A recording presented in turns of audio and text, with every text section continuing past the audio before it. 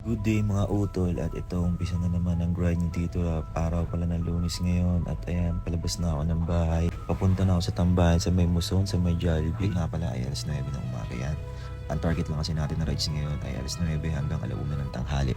Kaya naman medyo late na si Tito Rap kumain kasi medyo napasarap ang tulog natin kagabi. Sana pala rin tayo ngayong umaga at sana marami tayong booking na makuha. Dahil maraming bayarin ngayon, mag-e-end na naman yung month at susunod na naman yung susunod na month at marami na namang bills ang kailangang bayaran, kaya alam mo naman, kailangan mag-ipon ni Tito Ra. Isang bagay lang nakakatuwa kasi kahapon nagbayad ako ng aking kabayo. Yung kabayo ko na yan, si Vlads, yung Honda Beat. At good news, ay ko na siyang matapos. 4 months na lang siya at mag-end siya sa February. Dito nakita ko nga si Kuya Jappy sa daan at kinamusta ko si Kuya Jenard kung kamusta na ba siya.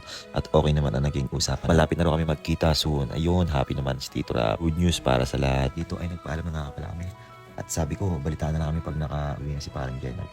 At ingat ka Kuya Jappy, shoutout nga pala sa'yo. Ingat palagi at sa SM mo. Ay, dito binabibay ko nga pala ang Muson. Dito na ako sa Muson at magandang panahon. Swabe, sakto sa pagbiyahe natin, sa pag-grind.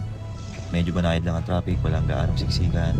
At ito, nasisilayan ko na ang ato ng McDonald's. Sisilipin natin kung maraming bumabiyahe para baka dito na lang tayo tumambay. Pero teka muna, mukhang maraming tambay, baka di tayo pasukan dyan. Kaya naman nag-decide na ako pumunta sa Jollibee. Tumungo na tayo sa Jollibee at ito, medyo maluwag, makulimlim lang pero sakto naman. Walang init, walang ulan, kaya magandang panahon, tayo babiyahe na. Sana marami tayo. Iba nga pala tayo, malapit na ang holiday season, October katapusan na, at papalo na ang November, at papalo na ang December. Sana maraming blessing ang dumating sa buhay natin. Magsipaglan tayo at huwag sumuko sa mga problema, tuloy-tuloy lang. Kahit maraming challenges, ay keep your head up lang. At sa mga inaanak ko dyan, steady lang kayo, ipon lang si Tito Rap, at lahat magkakaroon. Sana magkaroon tayo. At ito na nga, malapit na tayo sa tambayan sa Jollibee. Liligo na ako dyan at paparada. Oops, merong mga tambay, marami. Sana pasukan tayo.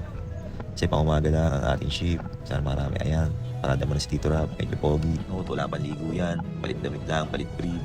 Kasi mamaya pa maliligo yan dahil malamig.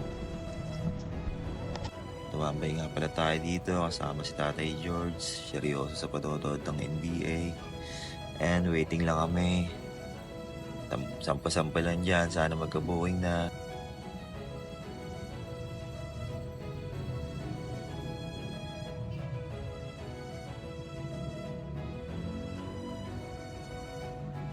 So, ayun, sa wakas, nagka-booking na tayo. Jollibee, first booking natin.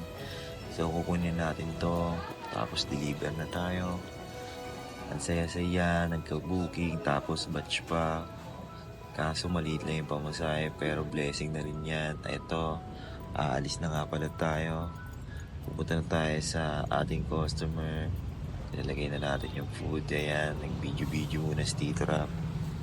At aalis na tayo. Medyo malinis naman yung box natin. Clear ang lahat. Huwag lang uulan. Let's go.